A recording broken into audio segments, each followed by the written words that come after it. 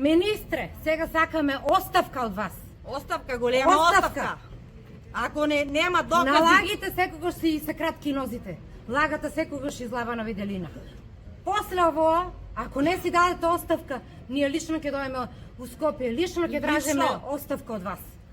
Оти вие не заслужувате да водите нашата држава. Вие немате никаква гаранција дека вие на нашите... Битувате, ама не исполнувате. На нашите деца давате идна, дека ќе бидат безбедни. Гледаме колку се безбедни.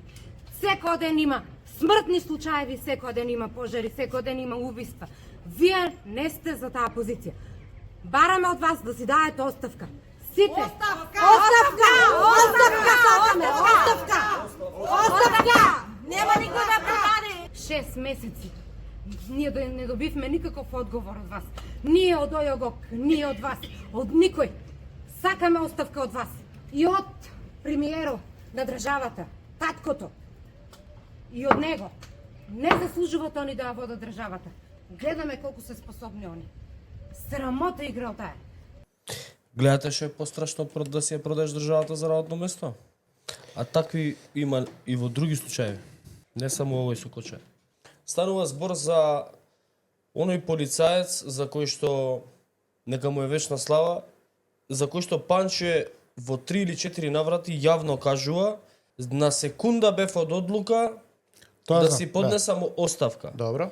Но ме разубеди таткото на загинатиот полицаец од Пробиштив. Како го разубедил? Не си давај оставка, најди да ги најдеш сите што го направи ова и да ги затвориш. Тоа го кажуваше Панче у неколку наврати. Сега излегува сопругата, значи не од мене. Ја цитирам господјата. Смртта ја продадеа за работно место. Затварам цитат. Ако направиме една дедукција, ќе дојдеме до тој заклучок дека оваа влада, раководството на оваа политичка партија, подкупувале или се обиделе да подкупат родители и роднини на загинати во трагедијата. Со работни места државно, понатаму не навлах. За да тераат пиар, за да лажат. Зашто министер не си дал оставка? Каква мизерија, какво дно